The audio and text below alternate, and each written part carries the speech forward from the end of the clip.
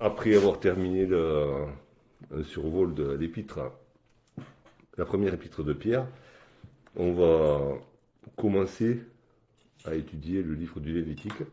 Donc je vous encourage tous à le lire au moins une fois en entier pour avoir une idée générale. Et puis à chaque fois, pour ne pas être surpris, à reprendre la lecture et pour voir ce qu'on aura déjà vu, hein, les chapitres précédents et les chapitres suivants, pour pouvoir bien se situer. Donc, où se situe le livre du Lévitique? Alors, autant dans la Bible que dans le temps, le livre du Lévitique fait suite au livre de l'Exode, hein. Et donc, l'Exode faisait suite au livre de la Genèse, dont la Genèse avait la création, euh, les premières révélations de Dieu, les premiers hommes qui ont marché avec Dieu, malgré le péché d'Adam et Ève. Et puis Dieu qui s'est choisi un homme, Abraham, d'où est sorti un peuple, les descendants de Jacob, aussi appelé Israël. Et Jacob étant descendu en Égypte pour échapper à la famine et accueilli par Joseph, son fils, qui avait été promu au rang de vice-roi d'Égypte, Jacob a fait souche là-bas avec ses descendants pendant 400 ans. Et au bout de 400 ans, ils ont été délivrés par l'Éternel, par l'entremise de Moïse, qui les a conduits euh, à travers la mer Rouge, à travers le désert, jusque dans la terre promise. Mais là, le livre de Lévitique, on n'est encore pas entré dans la terre promise. Et dans le livre de l'Exode, après la sortie d'Égypte, quel est le grand événement? C'est la révélation de Dieu sur le mont Sinaï, où Moïse est monté, a reçu la loi, et a reçu aussi les instructions pour construire le tabernacle, la tente de la rencontre, avec toutes les instructions sur toutes les dimensions, les matières, la manière d'agencer le tout, pour euh, créer ce temple portatif, on va dire, démontable et qui devait marcher avec le peuple d'Israël jusqu'au dans la terre promise. Et le Lévitique qui arrive juste derrière, en gros, ça nous montre, c'est le mode d'emploi, en gros, du tabernacle. Une fois que le tabernacle est construit, qu'est-ce qu'on va en faire? Qu'est-ce qu'on va y faire? Quel est le culte qu'on va rendre à Dieu dans ce tabernacle? Le Lévitique, c'est le titre qu'on a de ce livre, le troisième livre de la Bible. Alors le Lévitique, ça c'est la traduction qu'on a en français dans la plupart des langues, hein. Ça fait, ça, ça se rapporte à la tribu de Lévi, d'où étaient issus Moïse, Aaron et, et les descendants d'Aaron et des apparentés, hein, parce que la tribu de Lévi, il y avait plusieurs grandes familles dans la tribu de Lévi. Et, et donc Lévitique, c'est le titre qui a été donné à ce livre quand il a été traduit de l'hébreu en grec. Et par contre, les Hébreux, le titre en hébreu, c'est l'Éternel appela. Hein, c'est les premiers mots du premier verset du premier chapitre. L'Éternel appela. Et c'est intéressant, et ça colle bien avec le sens du livre, c'est que c'est l'Éternel qui appelle, en l'occurrence ici Moïse, depuis le tabernacle, pour lui donner des instructions. C'est lui qui prend l'initiative. C'est Dieu qui prend l'initiative. C'est pas Moïse qui se présente devant le tabernacle et dit maintenant Seigneur, qu'est-ce qu'on va faire? C'est le Seigneur qui, une fois le tabernacle construit, appelle Moïse. Et de la même manière, ça nous rappelle que, par exemple, sur le mont Sinaï, c'est Dieu qui a appelé Moïse. Il a dit monte, je te donnerai ma loi. Euh, on verra dans ce livre entre autres, des différentes fêtes. Et dans les textes qui parlent des fêtes de l'Éternel, à chaque fois il est question d'une sainte convocation. C'est l'Éternel qui convoque son peuple. Et, euh, et c'est un thème qu'on retrouve à travers toute la parole, et même dans le Nouveau Testament, et dernièrement dans la première épître de Pierre. Au chapitre 2, on a pu lire ce verset, mais c'est des mots qu'on retrouve dans plusieurs autres épîtres, dit des fois de manière différente, mais dans 1 Pierre 2 au verset 9, il y a cette notion d'appel. Vous, au contraire, vous êtes une race élue, un sacerdoce royal, une nation sainte, un peuple acquis, afin que vous annonciez les vertus de celui qui vous a appelé des ténèbres à son admirable lumière. Dieu nous a appelés des ténèbres à sa lumière. Il nous a appelés de la mort à la vie. C'est lui qui l'a fait, c'est lui qui nous a appelés. C'est pas nous qui avons appelé Dieu, même si on a pu appeler au secours, mais c'est lui qui nous a appelés et qui nous a attirés à lui.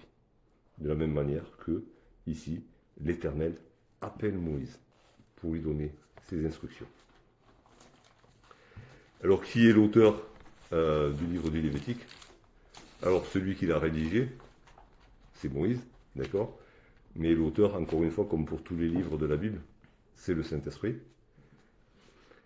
Et, en l'occurrence, ici, Moïse ne fait que transcrire ce que Dieu lui dit directement. Il n'y a pas de commentaire de la part de Moïse. Il n'y a pas d'explication de texte de sa part. Il n'y a pas d'initiative personnelle non plus. Il ne dit pas d'après ce que le Seigneur m'a dit, on pourrait faire. Non, c'est le Seigneur a dit. L'Éternel a dit. Et c'est comme ça que ça doit se faire. Alors, qu'est-ce qui caractérise aussi ce livre? C'est qu'il y a peu d'action dans le livre de la Genèse. Il y a des gens qui bougent, qui font des choses. Dans le livre de l'Exode, l'Exode en soi c'est un voyage, donc il y a beaucoup de gens qui bougent en même temps. Dans le livre du Lévitique, il n'y a pas beaucoup de récits d'action. Il y en a très peu. Il n'y a que des instructions de Dieu par rapport principalement au culte qui doit lui être rendu. Quelle est l'importance et la place du Lévitique dans la Bible et du coup quelle est sa place dans notre vie? Alors si on ne lit pas le Lévitique, si on ne connaît pas le Lévitique, on ne peut rien comprendre au culte que rendaient les Juifs à Dieu, puisque toutes les instructions sont là. Donc si on veut comprendre comment ces croyants, on veut dire, pratiquaient leur foi, avaient une relation avec Dieu, sans le Lévitique, on ne va pas y arriver. Donc, c'est intéressant de lire le Lévitique, ne serait-ce que pour ça déjà, et de l'étudier.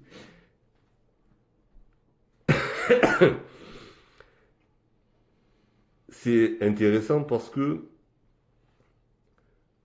quand on poursuit la lecture de la Bible et qu'on arrive au Nouveau Testament, on se rend compte que le culte rendu par les Juifs à ce moment-là, selon les instructions de Dieu, en fait, il nous parle d'une seule personne, c'est de Jésus. Et ça nous permet de comprendre la personne et l'œuvre de Jésus. Il y a autre chose qui est important aussi dans ce livre et qui du coup est important pour nous, puisqu'on a affaire au même Dieu, c'est la notion de sainteté.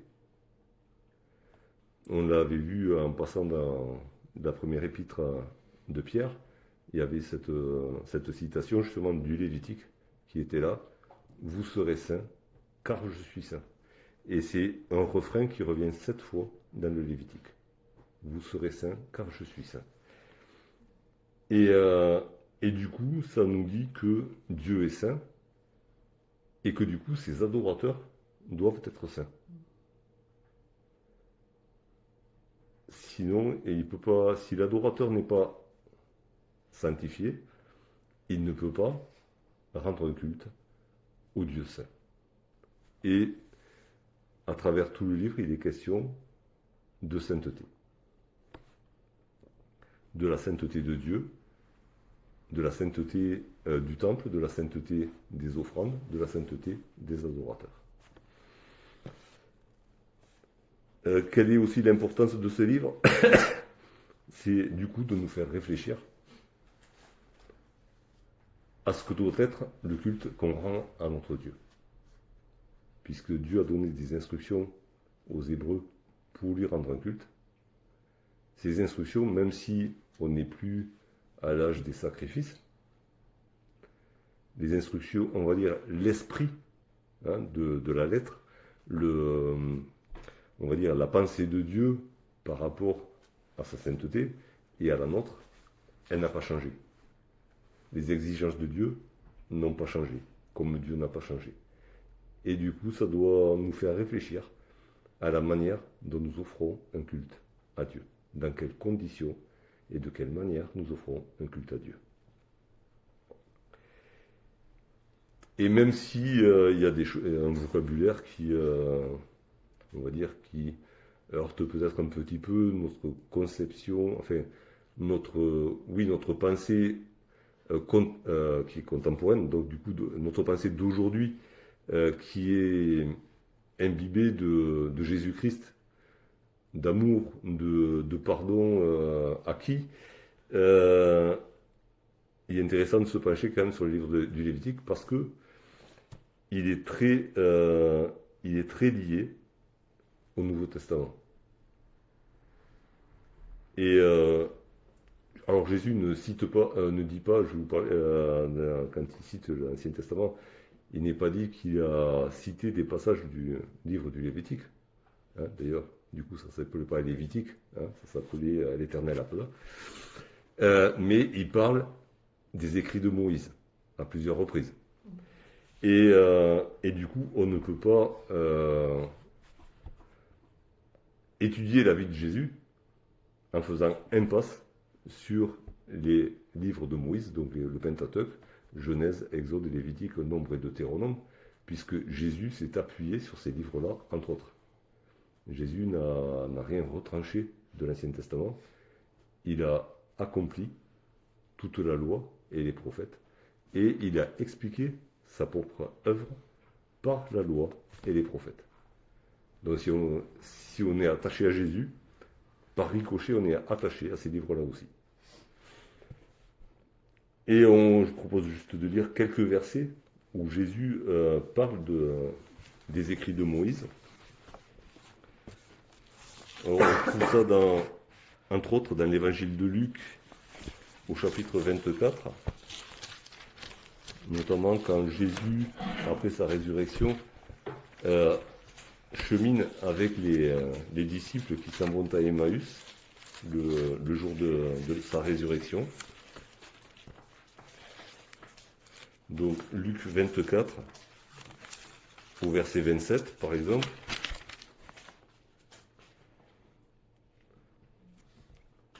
Et commençant par Moïse et par tous les prophètes, il leur expliqua dans les Écritures ce qui le concernait. Donc, c'est clair, Moïse, dans ce qu'il a écrit, a parlé à l'avance de Jésus. Et pas uniquement dans le Lévitique, mais le Lévitique va nous donner une certaine lumière sur la personne et l'œuvre de Jésus. Et plus loin, les versets 44 et 45, là il a rassemblé tous les disciples, puis il leur dit, c'est là ce que je vous disais lorsque j'étais encore avec vous, qu'il fallait que s'accomplisse tout ce qui était écrit de moi dans la loi de Moïse, dans les prophètes et dans les psaumes. Alors, il leur ouvrit l'esprit afin qu'ils comprennent les Écritures. Et entre autres, le livre du Lévitique. Alors ça peut être notre prière, ça doit être notre prière quand on ouvre ce livre et qu'on va l'ouvrir dans les semaines à venir pendant un certain temps, c'est que le Seigneur nous ouvre l'esprit pour qu'on puisse comprendre ce qu'il nous a dit, ce qu'il nous dit, ce qu'il nous répète, ce qu'il nous démontre de la personne et de l'œuvre de Jésus dans ces passages qu'on va lire. Et puis dans l'évangile de Jean, au chapitre 5,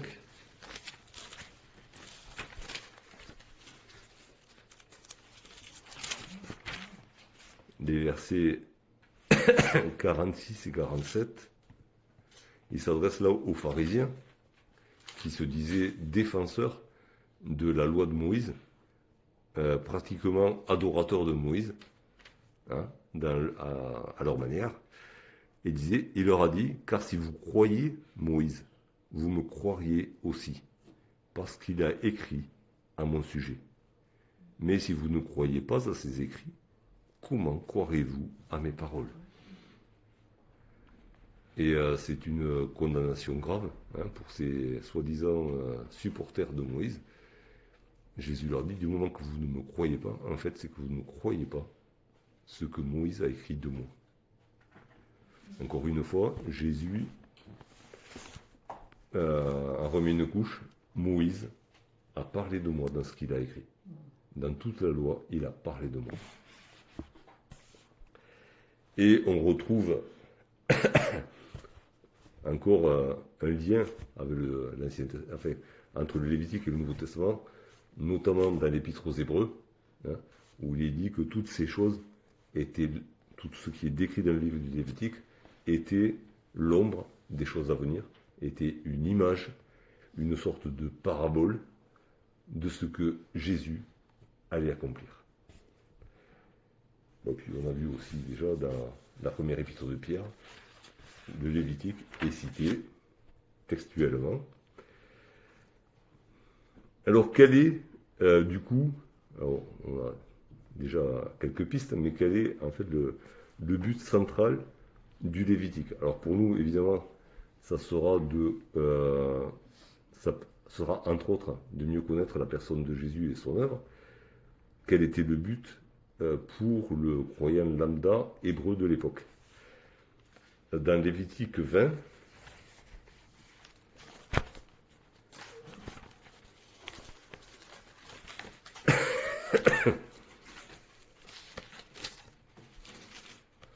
au verset 26,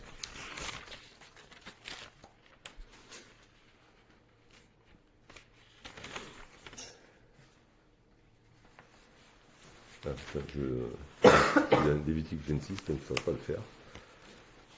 Ça ne peut pas le faire.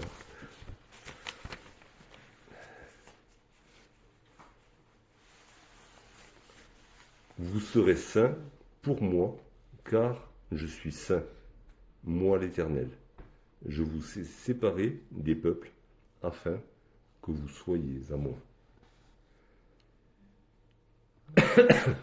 On va dire tous les rituels qui sont décrits dans ce livre, pour les croyants hébreux, c'était une manière de prouver que le Dieu saint les avait rachetés et que, appartenant au Dieu saint, ils étaient eux-mêmes saints. Rien de moins. On ne peut pas aller plus haut, je crois, dans les exigences, mais puisque ils avaient été rachetés de l'asservissement en Égypte par le Dieu saint, Dieu voulait que par leur vie et le culte qu'ils allaient lui rendre, ils montrent qu'eux-mêmes étaient saints parce qu'ils lui appartenaient. Alors, du coup, on peut se l'appliquer à nous aussi. Nous appartenons au Dieu saint, non pas parce que nous sommes allés vers lui, non pas parce que nous l'avons choisi, mais parce qu'il nous a choisis et il nous a rachetés. Il a payé pour nous. Et du coup, nous lui appartenons. Et parce que nous lui appartenons, ben, c'est un petit peu comme... ça se passait comme ça dans les... je ne sais pas si on voit ça dans les films de KPDP, tout ça, où il y a des, des films au Moyen-Âge, enfin des histoires au Moyen-Âge, le personnel d'un seigneur, d'un roi, porte la livrée du maître. Il y a le blason qui est là et qui est porté par tous. Bon, le blason appartient au maître, on représente la maison du maître, mais justement tous ceux qui sont dans la maison du maître sont sous le même blason. Et qu'il soit le maître ou qu'il soit le dernier des archers, ils ont tous le même blason. Ils appartiennent tous à la même famille, ils sont tous marqués de la même marque. Et forcément, s'ils vont faire n'importe quoi ailleurs, c'est l'honneur du maître qui est entaché à travers eux. Et donc, c'est un petit peu l'image. Hein, ça délimite les images, mais c'est un peu l'image. Dieu est saint, nous y appartenons, et du coup, nous sommes tenus d'être saints, comme lui. Alors, forcément, dans le Nouveau Testament, il nous dit que c'était une chose impossible. Hein. Personne n'a pu accomplir la loi et être saint et parfait. Mais Jésus, lui, l'a fait. Et il l'a fait pour nous. Alors, dans ce livre, il y a des mots qui reviennent. Il y a des familles de mots qui reviennent. Et qui font que, des fois, c'est vrai, c'est un peu lourd à lire. Hein, parce qu'on a l'impression que ça se répète. Et c'est une des vertus de l'enseignement que de répéter les choses. Hein, et des fois de prendre des synonymes pour que ça rentre un peu mieux, peut-être, des fois. Parce qu'on est dur à comprendre. Il y a des mots de la famille de péché, iniquité, impur, impureté. Et puis il y a notre famille de mots, sacrifice, sang, victime, égorgé. Et une autre famille de mots qui dit expiation, saint, pur, sanctifié, lavé. Et c'est répété, c'est répété, c'est répété. Donc il y a un mot que j'ai beaucoup prononcé, c'est le mot saint. Dieu est saint. Il le dit. Et ça recouvre plusieurs réalités. Il est pur, il est lumière, il habite dans une lumière inaccessible. Dieu est saint, ça veut dire aussi qu'il est le seul Dieu, qu'il est le seul digne d'adoration. Et ailleurs, je crois que c'est dans le prophète Isaïe, il dit « Je ne donnerai pas ma gloire à un autre. Il est le seul Dieu et il le restera. » Du coup, le mot saint aussi s'applique à tous les objets du culte et au lieu du culte lui-même. Tout ce qui est en relation avec le culte à Dieu est saint. Parce que c'est réservé uniquement à Dieu. Ça appartient à Dieu et c'est réservé qu'à Dieu. Quand on lit dans le livre de l'Exode, pour les étoffes, pour la décoration, pour le parfum, à chaque fois il est précisé, tu ne t'en feras pas de semblable pour ton usage personnel. C'est une chose très sainte, réservée à Dieu. Et le parfumeur ne pouvait pas reproduire le même parfum. Il pouvait en faire d'autres, avec parfois des produits qui étaient dans la même composition, forcément, mais pas la même recette. Les étoffes, c'était pareil. Ils n'allaient pas inventer et tisser de la laine, ils tissaient de la laine. Ils n'allaient pas aller chercher, je sais pas, de la peau de zébu juste pour... Non, ils prenaient ce qu'ils avaient... Dieu leur avait demandé ce qu'ils avaient sous la main. Mais il y avait une manière de colorer et de mêler les fils qui étaient réservés uniquement aux étoffes réservées au tabernacle. Et personne ne pouvait se faire un costume dans la même étoffe que cette étoffe-là. C'était interdit, c'était saint, c'était réservé à Dieu. Et de la même manière, les adorateurs de Dieu devaient rendre un culte exclusif à Dieu. Chose très très difficile qui va prendre des siècles et des siècles à arriver, et encore. Mais combien de fois il est répété de sortir les idoles du milieu du peuple. Dieu n'acceptent pas d'être honorés par des gens qui ont le cœur partagé, entre lui et des idoles. Et c'est répété, répété, répété tout le long de l'Ancien Testament, et notamment dans le Lévitique.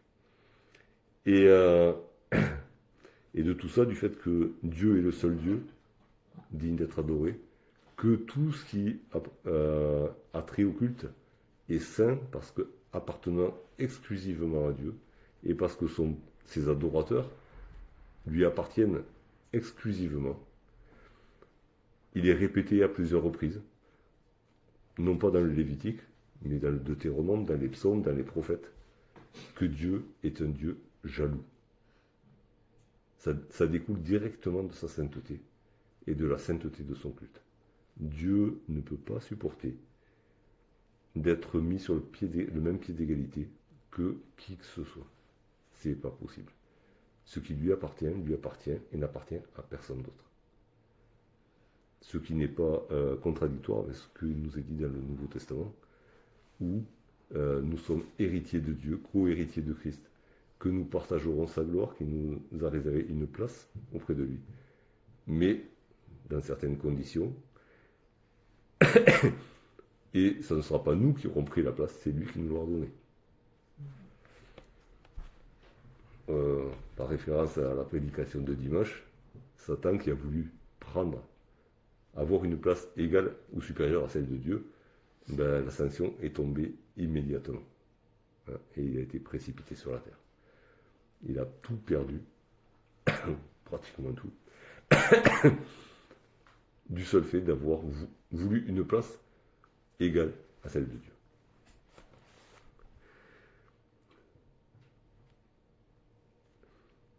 Et, et donc, comme je l'ai dit plus haut, on va voir Jésus à travers tout le Lévitique.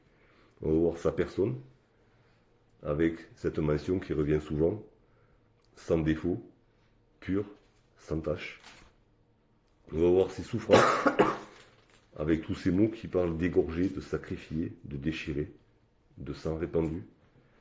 On va voir son œuvre, qui est de nous acquérir le pardon, et tous les sacrifices sont là pour ça. Et Jésus les a tous accomplis. On va voir Jésus, on pourra comparer avec les évangiles, Jésus qui accomplit en tant que souverain sacrificateur tous les sacrifices et qui met au plus haut point les fêtes de l'Éternel. Et pour ça, je vous encourage, dès que notre site sera accessible, à aller écouter les prédications de notre frère Paul Weiss, qui a prêché sur toutes ces fêtes, les grandes fêtes de l'Éternel, comment Jésus les a vécues. Et on verra que Jésus remplit tout le livre du Lévitique. Il y a à la fois l'autel, l'offrande et le souverain sacrificateur. C'est pour ça que c'est un peu compliqué des fois à comprendre. Tout est saint, tout est parfait, tout est sans défaut, parce que tout nous parle de Jésus.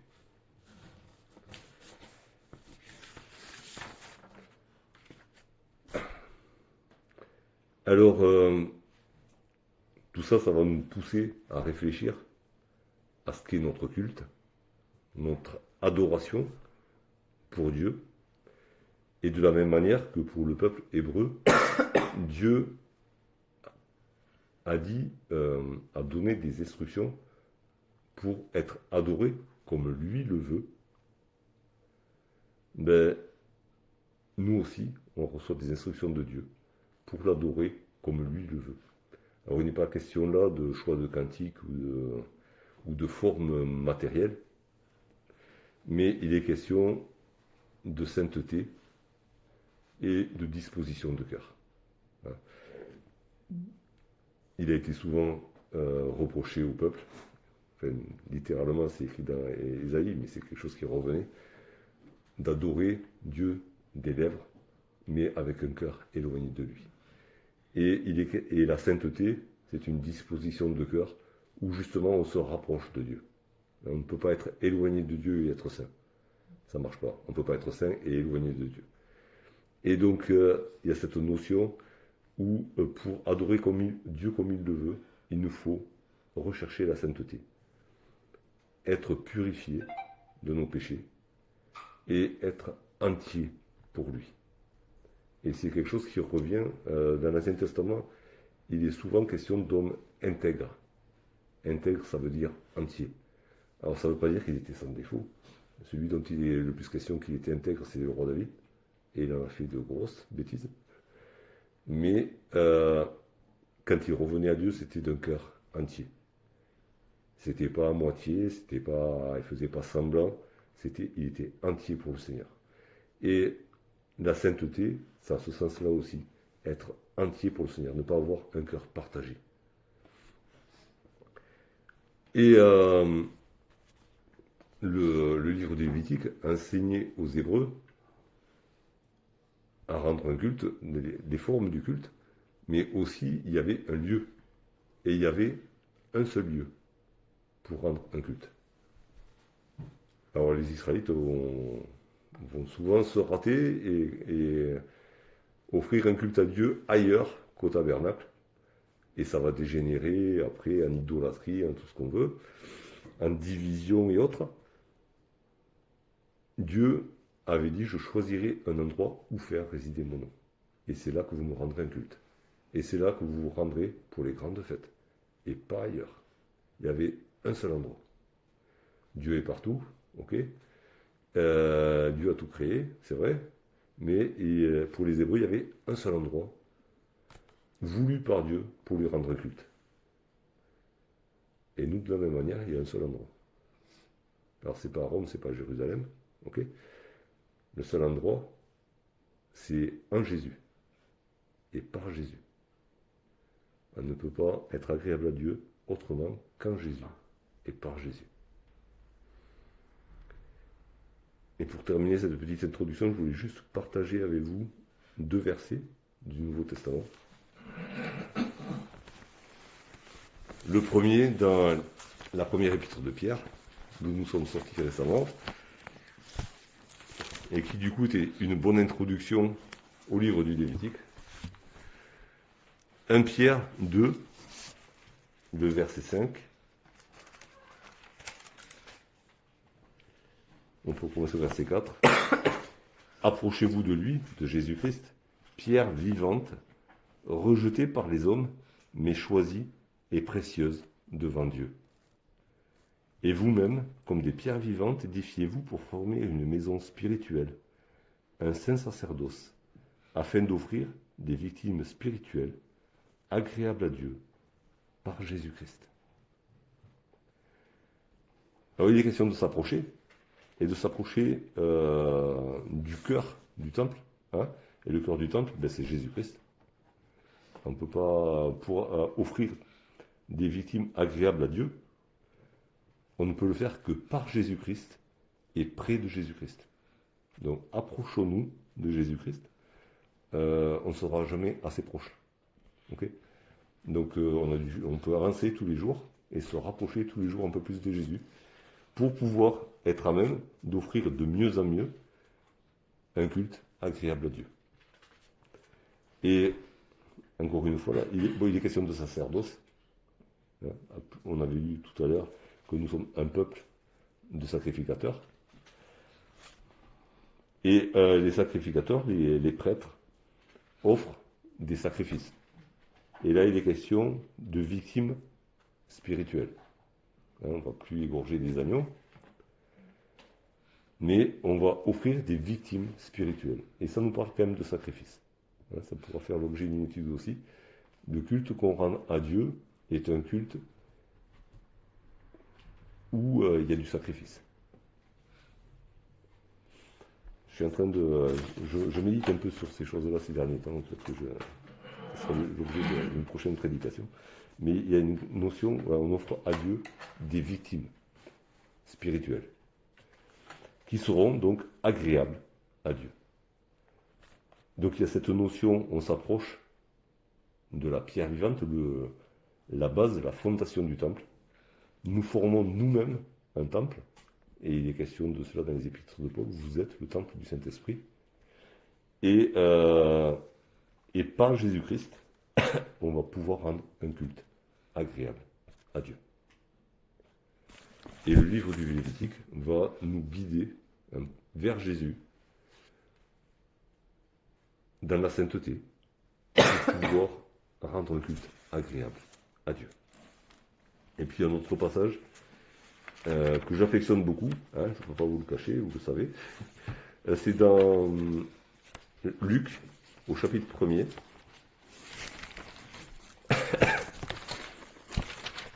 J'ai déjà entendu parler de ça, parce que j'aime ce passage-là particulièrement.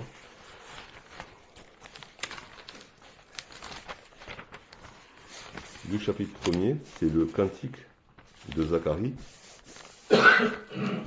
quand il retrouve la parole après la naissance de son fils Jean. Et je vous propose de lire à partir du verset 68.